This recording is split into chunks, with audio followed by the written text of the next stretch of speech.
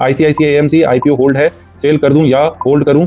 Anchor unlock on 15 January in ICICI AMC. ICICI AMC का जो business है ना वो बहुत अच्छा है। एएमसी मतलब हो गया एसेट मैनेजमेंट कंपनी, तो ये म्यूचुअल फंड के अंदर में इन्वेस्ट करने वाली कंपनी। आपको क्या लगता है म्यूचुअल फंड का जो म्यूचुअल फंड में कारोबार होगा वो बढ़ेगा या घटेगा? आप खुद सोचो, जेन्युइनली सोचो। देखो, मेरे बोलने से या नहीं बोलने से कुछ नहीं होगा। आप आसपास देखो, आसपास में देखो कि क्या जेन्युइनली इन्वेस्टमेंट हो रहा है कि नहीं हो रहा है, म्यूचुअल फंड के थ्रू हो रहा है कि नहीं हो रहा है।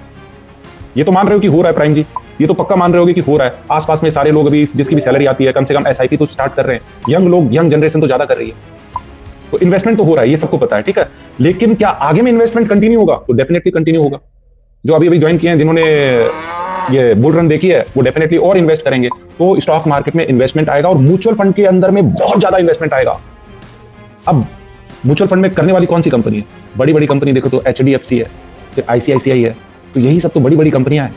अब इनमें इन्वेस्ट नहीं करोगे तो फिर किसमें इन्वेस्ट करोगे? इसका फ्यूचर ब्राइट है, ये आपको पता है। इसका फ्यूचर डेफिनेटली ग्रो करेगा, ये भी आपको पता है। फिर इसको क्यों छोड़ना चाह रहे हो?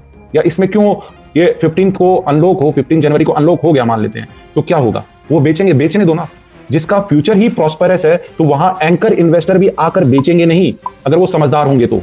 हाँ, उनको अगर बहुत जबरदस्त प्रॉफिट हो रहा होगा अपनी इन्वेस्टमेंट पे तो डेफिनेटली निकल जाएंगे। तो ये आईसीआईसीआई एएमसी, यही है ना आईसीआईसीआई एएमसी, इसमें कोई भी डाउन मूव नहीं दिखाई दे रही है, बहुत जबरदस्त स्टॉक है। और ये सब क्या है, शॉर्ट टर्म के हिसाब से नहीं कर सकते आप ट्रेड, ठीक है ना। ये सब होता है, ये आईसीआईसीआई एएमसी या एचडीएफसी एएमसी, इनमें ना शॉर्ट टाइम में आप नहीं कर सकते कि नहीं मैं 2672 रुपए के आसपास चल रहा है, 2680 रुपए के आसपास ये शेयर का प्राइस चल रहा है, मैं इससे काम करता हूँ, निकल जाता हूँ, फिर नीचे आएगा तब खरीद लूंगा, फिर ऊपर जाएगा तो बेच दूंगा। ये सब हर चीज मतलब यहाँ पे आप अगर इसमें टाइमिंग करने की कोशिश करोगे ना कि नीचे गिरेगा तो खरीद लूंगा, ऊपर जाएगा तो बेच दूंगा, आपको बाहर कर देगा मार्केट। आपको ये पता है इस सेक्टर का ग्रोथ है और जबरदस्त ग्रोथ है। जब आपको ये चीज पता है तो फिर इसके साथ छेड़छाड़ क्यों करना? चलने दो ना, इन्वेस्ट करके भूल जाओ। ये शेयर ऐसा है, इन्वेस्ट करके भूल जाओ। अगर 5-10 साल में ये 13,000 नहीं होगा ना तो बताना मेरे को। 5-10 साल के अंदर में ये 13,000 का लेवल दिखाई देगा।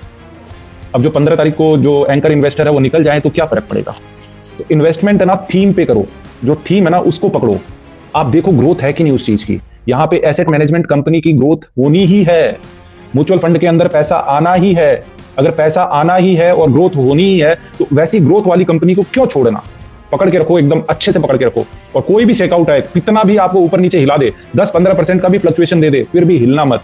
अगर आप इसमें डटे रहोगे तो लंबा कमाओगे।